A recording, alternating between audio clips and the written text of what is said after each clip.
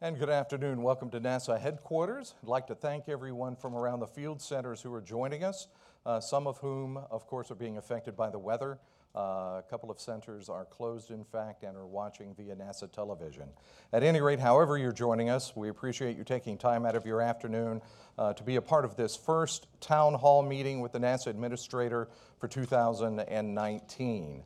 No matter where you are, it's easy for you to participate in today's discussion. You can do so from your desktop or from your mobile device, for example. All you have to do is visit nasa.gov/townhall.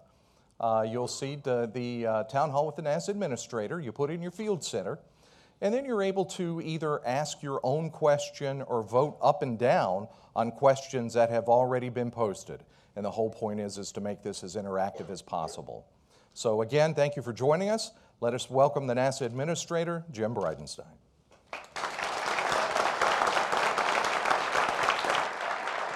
Thank you. Bob, thank you for that introduction. Welcome to 2019. NASA is now open, and we're very thankful for that. Yeah, sure.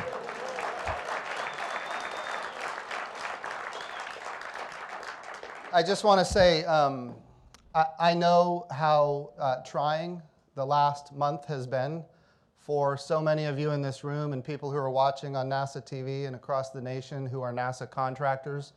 It has been tough. I want to say thank you for your patience and for your commitment to this agency and to the mission that we all believe in so dearly. I will tell you from my perspective personally, it has not been easy either. For those of you who maybe watched my confirmation hearing, you probably know I am not a wealthy individual, and I have, of course, had to disclose all of my financial records, and so this was not easy for me or my family, probably any more than it was easy for you and your family. So I just want you to know that I understand the burden that all of us just went through, and I also want you to know that 2019 is a big year. It's a big year for all of us. We have some amazing things coming up that are critically important, not just to this agency, but to our country, and in fact, to the entire world. So I want to probably start this town hall by recognizing some of the people that were critically important to helping us get through this shutdown that we just went through. There's a person that works here at the headquarters building who kind of led the effort, not led the shutdown, but led the effort, led the effort during the shutdown. She now has a new title. She's now the shutdown czar for NASA. And I'd like everybody to please thank Melanie Saunders for leading this very difficult time.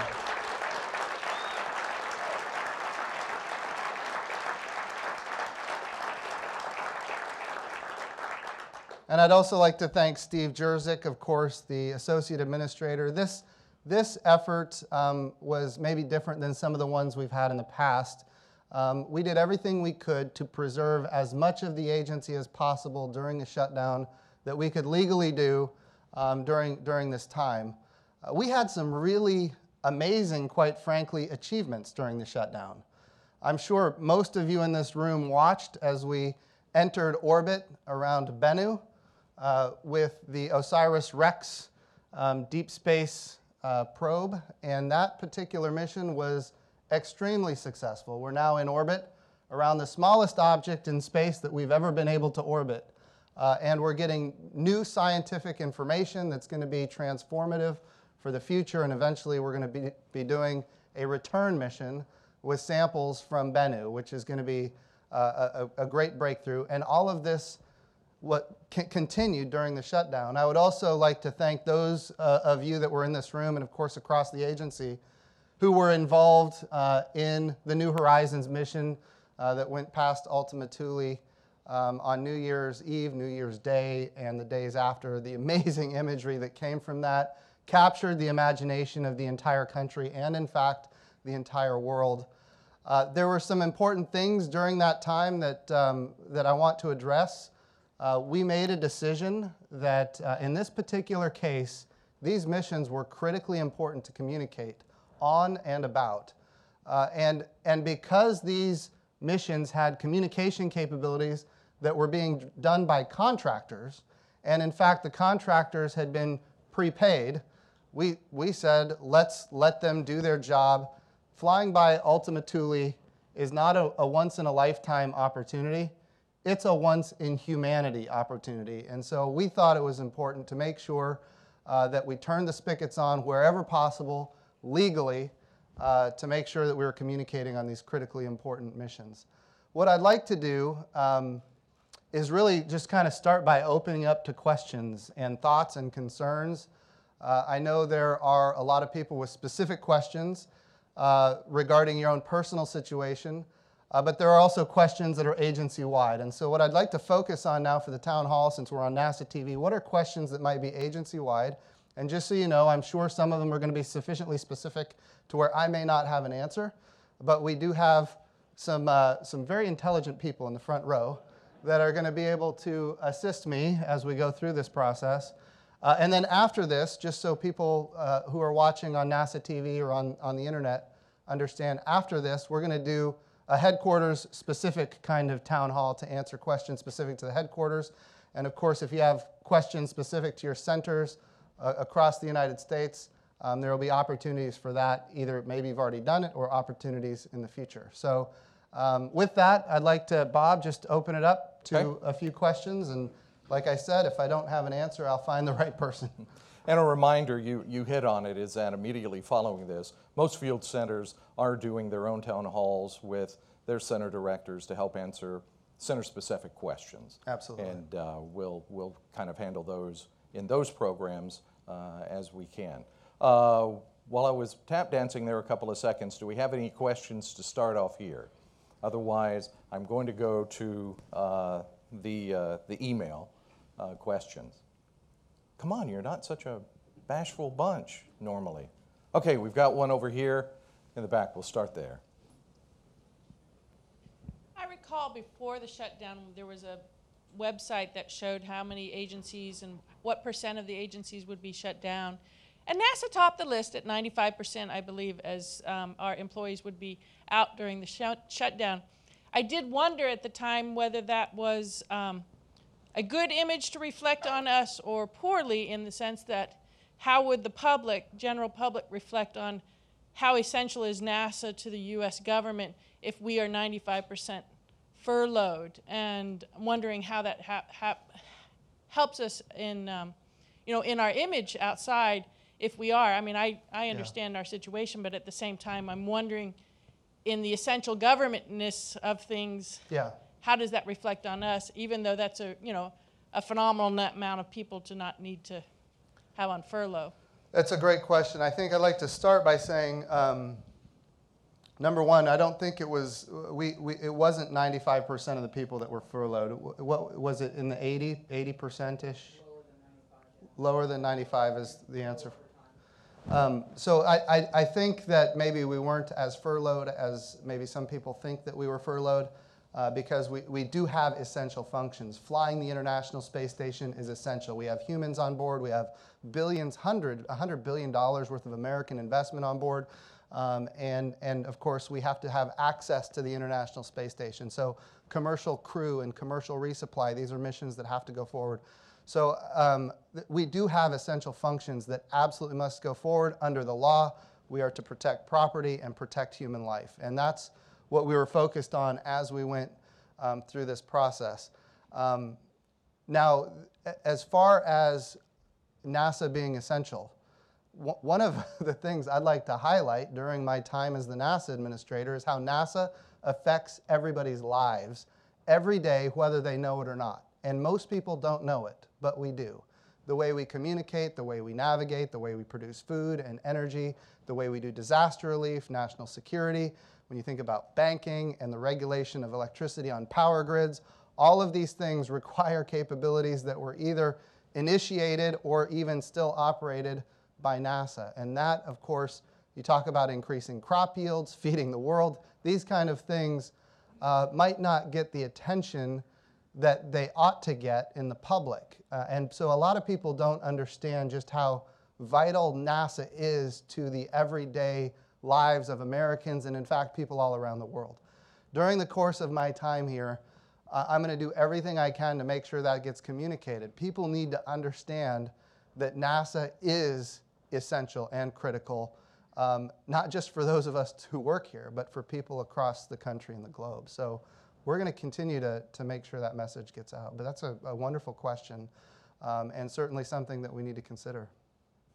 Let's go to one of the electronic questions here, and a couple of the top ones are centered around the same theme, which has to do with what is NASA doing to help with the contractors post-shutdown, how the contractors were handled differently than the civil servants. So that's another great question, and I would make sure to inform folks as you go about working, if you're a civil servant working for NASA, remember that that person sitting next to you who could be a contractor may or may not get retroactive pay. Every contract is different, and so we're working through that right now. In the future, we'd like to standardize that more, but we're working with what we have right now. And so in some cases, people will get retroactive pay if you're a contractor. In other cases, people will not. So I just want everybody to be sensitive to that. Now, as we go forward, we're doing everything we can to work as fast as possible to get people paid as soon as possible. Just so everybody knows, I also want to make sure, I know Andrew Hunter is here. Did I see Jeff DeWitt? Jeff DeWitt is here. CFO worked through the weekend to make sure that we as NASA employees can get paid this week. And thank you guys for doing that, and for everybody who spent time this weekend helping your fellow NASA employees get paid. Again, being sensitive, yes.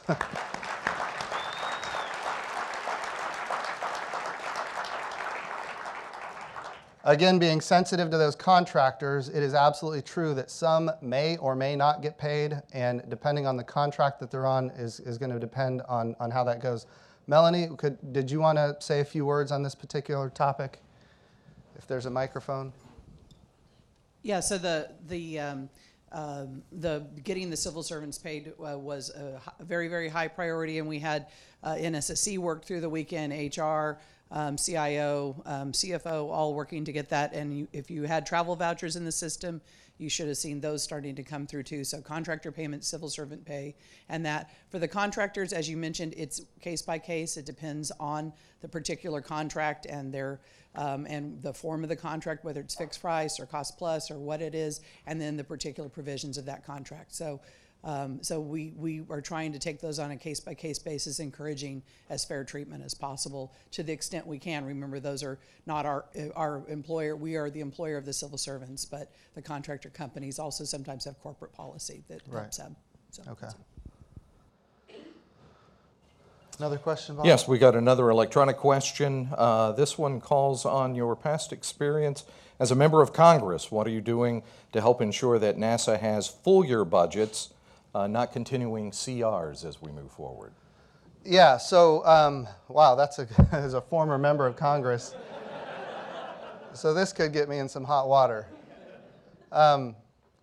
So I'll share with you kind of what my philosophy was in the House of Representatives. You know, when you think about federal spending, 2/3 of federal spending is on autopilot. Medicare, Medicaid, Social Security, I think parts of the Affordable Care Act are in there, food stamps are in there. When I say on autopilot, what I mean is those programs have been authorized by law and are appropriated just by default. In other words, they don't have to be reappropriated on an annual basis. They just keep going. Those programs do not change unless Congress intervenes, steps in, and changes them. Well, that's very rare that Congress intervenes in those programs. And so then you've got 1/3 of federal spending, and just 1/3 of federal spending that is authorized or that is appropriated on an annualized basis. Every year you have to fund that 1/3 with an appropriation bill, or that 1/3 shuts down. Normally, that 1/3, you know, we, as I say we, I used to be in the House, we would go through those appropriation bills one at a time, and there's 12 of them that fund that 1/3. So we would start with defense appropriations. Well, that actually got funded this time around. Defense appropriations usually comes first. It's got the strongest bipartisan support. So we do defense appropriations, homeland security appropriations. That actually didn't happen because of other situations. Military construction and veterans affairs, transportation, housing and urban development. We fall into an appropriation called commerce, justice, science appropriations. So we actually didn't get funded, as you guys now painfully are aware of.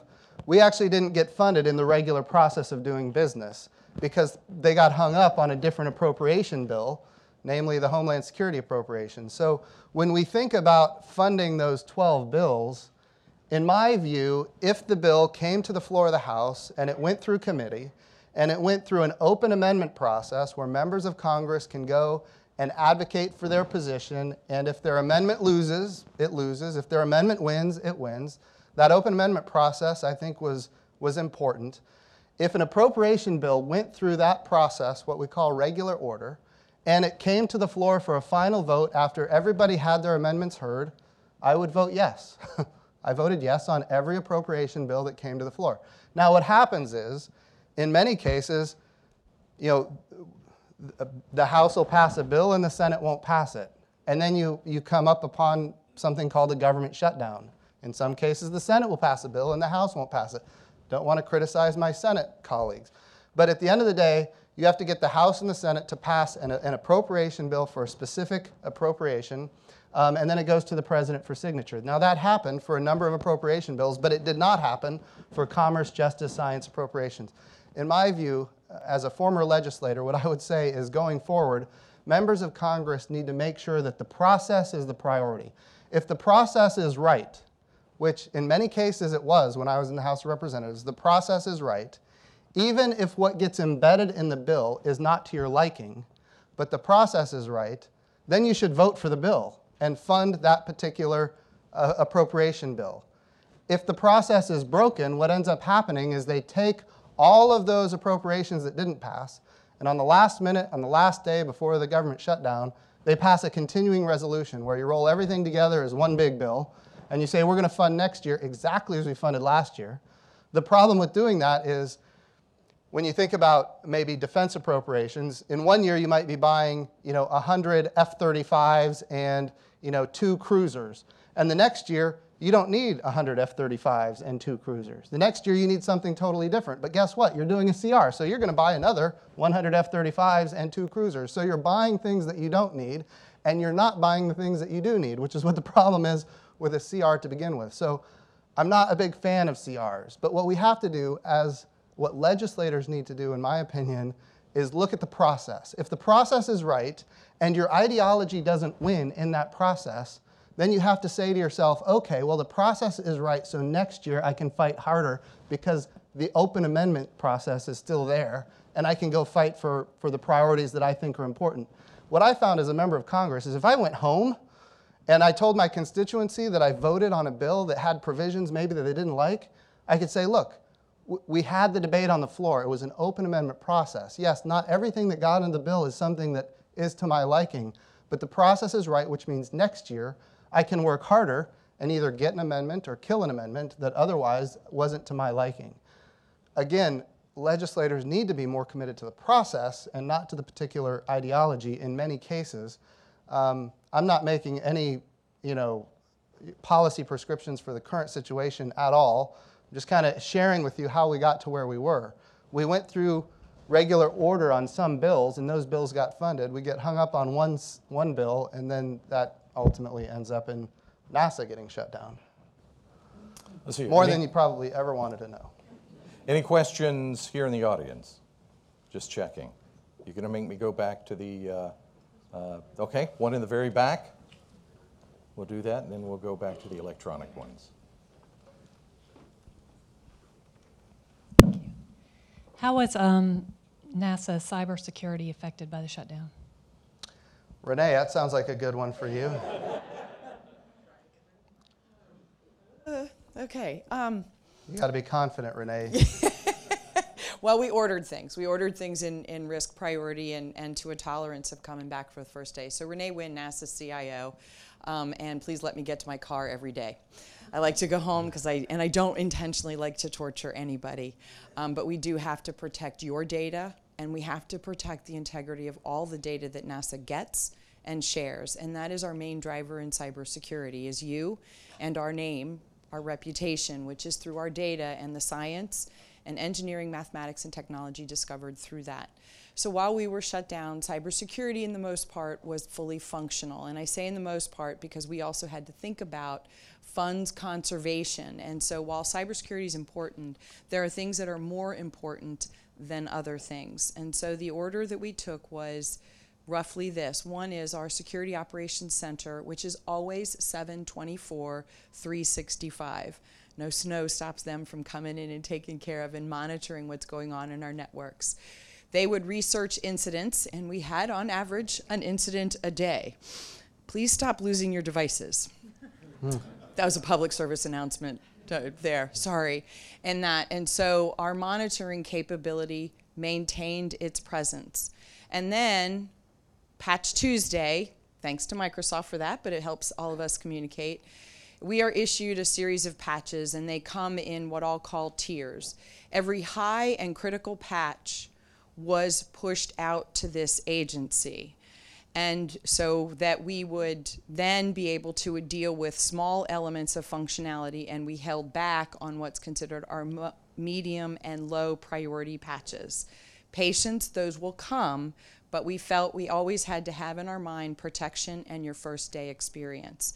So then the other piece that we had is our website presence, is that we left our websites up until they posed a threat to the agency. And over the course of our 30+ days, we took down 35, maybe a little bit more websites because their public presence, their certificates that tell us something about their posture expired. And so we took them down because the information on it wasn't critical to shutdown or to a certain active function in the agency, and those are now being worked to either bring back up or do something else with.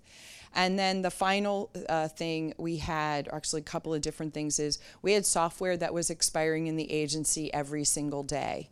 And we don't have a centralized way to know this, but what we knew, and if it supported accepted activities, we worked with procurement to put the agency right by that license.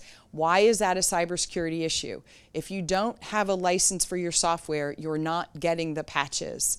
And we get fixes every single day for all the software that we do. So we just prioritize the highest things to remain in the most protective posture that we could. And I'm happy to say that at least yesterday's scan by the Department of Homeland Security, we had no external facing critical issues. And so we got through, in my opinion, for now, we got through this really well, but there's a lot of work that is backlogged that we will be pushing out to the user community, my client community, as you guys are, and just ask for your patience as we do that. So that we took a very methodical approach to use our resources wisely and to protect our great reputation. Thanks. It's not my microphone. Oh, you just hang on to it. A couple of things that are important to recognize, and this is true for everybody in the room and everybody who's watching, across the country. Know this: NASA is it is the most attacked agency in the federal government when it comes to cybersecurity. Friends, we need to be very vigilant about everything we do online, every email that you click on. I don't know. Do you want to do a public service announcement? Just do this. Follow the guidance that you get from Renee Wynn, and everything will be okay. But know this, across the world, there are governments that are very, very interested in what we're doing because technology ultimately determines the balance of power on Earth. And we are doing things that are very, very advanced technology, and there are people who would love to use it, not for the benefit of humankind, but for their own power purposes. So just keep that in mind as you go about your daily lives. Okay, we'll go through a couple of electronic ones. Let's find a hard one here. Why did you quit after the furlough? No. And there's a global warming one, but we've done that one before. Let's see here. No, there are a couple of thematic ones here having to do with a brain drain and retention issues, not only associated with the furlough, but with proposed pay raises and things that are within the federal government. Yeah. So how concerned are you about the brain drain and keeping NASA employees Yeah. through these various things that happen in federal government. I see Bob Gibbs looking at me right now. He's very interested in how I'm going to answer this. A couple of things to be aware of. It is absolutely true that when we have a shutdown, we lose people. And that, in fact, did happen. We didn't have a mass exodus. I think had this gone on longer, we would have. But we did lose people, onesies and twosies, across the agency and even here at headquarters. That is absolutely true. It is also true that when we have this kind of shutdown, and I remember when I was on the congressional side, I remember being frustrated after the shutdown in 2013. It seemed like, if I remember right, it was a 20, maybe a 19 or a 20, maybe 21-day shutdown.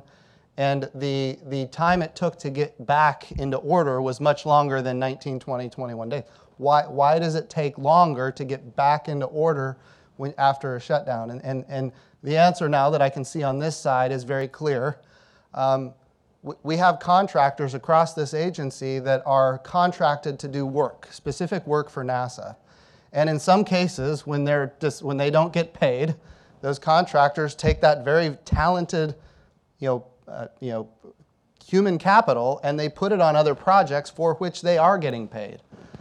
Now, that human capital doesn't come back to NASA. It stays on those other projects, and those projects could be commercial in nature. It could be the airline industry. They could go to the Department of Defense or some kind of defense contract. So these federal contractors actually move their employees around.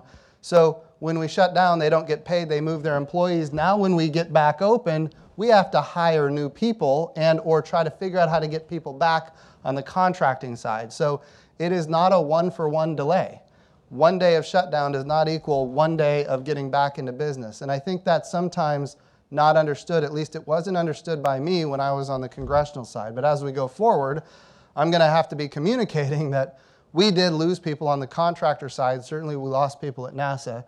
And in some cases, these critically important people have to be replaced, which doesn't happen overnight, especially when you're talking about the types of people that NASA hires. Highly qualified, highly skilled, very talented individuals. It just doesn't come back as quickly as it left. With that, Bob, I'm going to turn it to you if you have any comments you'd like to make. No, I think you covered the basics of it. And the conversations we've had across government is that we lost time on the front end, we're losing time on the back end, and we won't really know the true impact for probably some period of time on what it did to the workforce. We're in a hyper-competitive market for talent. Our people are sought after. But I am incredibly impressed with leadership and our employees, the way everyone leaned in during this period of time to take care of the people of NASA. The Shared Service Center and the CIO and CFO and all of these people work together as a team. We're already up and hiring again. We're already up and turning the switches and making those things happen. Everyone's going to get paid this week. There will be hiccups as we go through the process. Expect that. We'll have to correct some things. But we're in a great place right now going forward. Well, thank you for that. And absolutely, I want to make sure people understand. It is true we lost some people. It is also true that our contractors moved people around, which is difficult to get back. It is also true that because of you in this room, NASA is still the best place to work in the federal government, and people have a high desire to people who work here stay. I think if we were a different agency, if people were not as committed to the mission, we might have had a very different result. So anyway, again, thank you for sticking with us through this time. Okay, do we have any questions here in the building? Okay.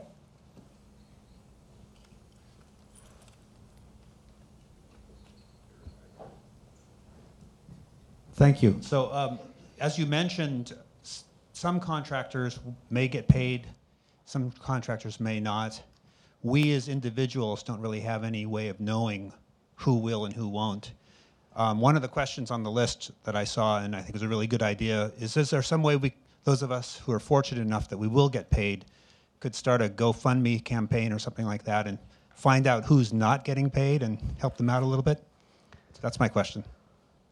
Well, I'll turn that over to Bob. I don't want to get in any legal trouble here. This really is for our friends in GC as well. The problem with the GoFundMe idea and the campaigns is you run into conflicts. When you're dealing with contractors and federal employees, you don't know who's contributing to who and how that all works and all of the rest of it. But I would turn it over to Samara and GC to give you a better answer. This was an issue that we discussed during the shutdown because all of us were very concerned about both contractor personnel and civil servants. We posted information, which, Bob, I don't know if it's still up on the website. So I would encourage everyone to go and look at the information that OGC posted on the website regarding GoFundMe type activities, and then if there are specific questions, to talk with the ethics counselors at each center. They were activated, their activities became accepted as the furlough extended, and so they had started answering some of these questions. So I ask you to reach out to each of your center ethics officials in the Chief Counsel office, and also here at headquarters to Adam Greenstone and Katie Spear. So I hope that gives you some guidance. Just know this, I'm proud to be at the helm of an agency where people ask that kind of question. We're talking about, yeah.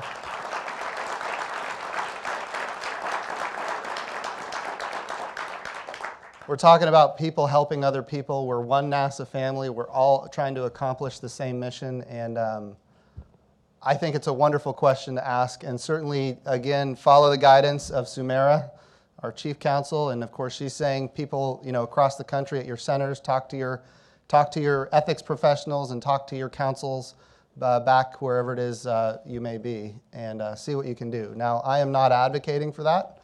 I'm just telling you that talk to your ethics and your legal counsel. So. Okay, we'll go next to an electronic question, and Bob touched on it briefly. He mentioned the word that I think you'll want to expand on. With the current email security efforts underway which eliminate access to NASA email from home computers or mobile devices, how will NASA management communicate with employees regarding future shutdowns or other emergencies? Another great question, and it's important. I think in this particular case, we actually had a great way of communicating. I know it may not feel that way.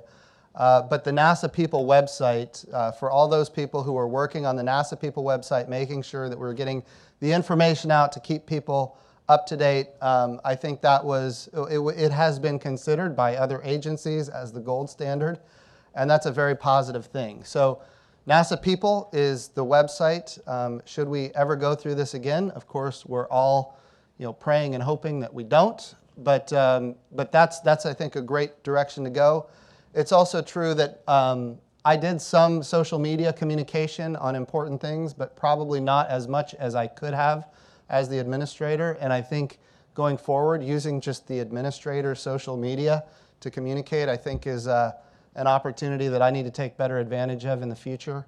But again, the NASA People website is probably the best place to go.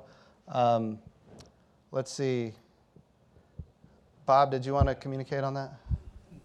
Yeah, that was the clearinghouse for all information, and as the administrator said, we got a lot of really positive feedback on it. I know that we also use the ENS systems. We used Hermes messaging. The centers use center-specific coordination and guidance, and supervisors with recall lists and things like that kept their folks informed. So I think through the multi-layered approach, information was flowing pretty well. And I'll be happy to hear from anyone offline if you want to talk about it, and if you have any ideas for us to improve it.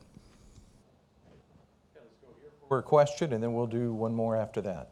Anyone have a question here? Okay, time for one last question. And then I know you've got a summation about what's coming forward for us in 2019. The question is, great job by the New Horizons team on the Ultima Thule flyby. But the coverage by NASA headquarters, communications, NASA TV and social media, obviously not protection of life or property. Why was that not a violation of the Anti-Deficiency Act? All right, somebody trying to get me sent to jail here. No, it's, again, critical question, and I appreciate it being asked. In this particular case, the New Horizons mission and the OSIRIS-REx mission, the social media and the communications element of those missions were contracted out. And those contractors had been paid, and they were doing social media and other communications on those particular missions. Now, it is true that when the shutdown first started, a directive was given to stop communications, and they did as directed. It is also true that once those communications stopped and I was at home for Christmas, I got a little upset about it and tried to figure out, what can we do? And sure enough, these are contracts that were forward funded. So we just turned them all back on. And so the ones that were forward funded, the funding had already been paid. The contractors were just doing their job that they had been paid to do. And so it shouldn't have been affected by the shutdown at all. That being said, I will also say, and I can't say this enough, these missions were not once-in-a-lifetime missions. These were once-in-humanity missions. And in my view, critically important that we be able to communicate on these, which is why I intervened to try to change the direction on that. In my view, that there is nothing that we did which would be in violation of the Anti-Deficiency Act. If there was, I wouldn't have done it. As a former legislator, I believe in the law, and we follow the law, period, end of story. In this case, the law allowed us to do it because these contracts were forward funded, and that's why we did it. So, all right, that wraps up our Q&A. I believe you have some final thoughts and possibly a video presentation. Absolutely. So that went really fast. I know it hasn't been an easy start to 2019. I want to end on a positive note, though. We have a lot of really amazing projects coming up, a lot of really exciting things. Before going to the video, I want to say we delayed the Day of Remembrance, which of course is for the Apollo 1 crew and the Columbia crew and the Challenger crew. That is now going to be on February 7th. We're going to have Day of Remembrance. Stay tuned. More information will be coming out on the time and those kind of things. But just know it's February 7th at Arlington National Cemetery, a critical time for us to reflect on all the sacrifices that have been made, especially considering that even this month in February, we're going to have Demo 1 coming up, which is a return to launching American astronauts on American rockets from American soil for the first time since the retirement of the space shuttles, which is a moment many of us in this agency have been anticipating for a long time.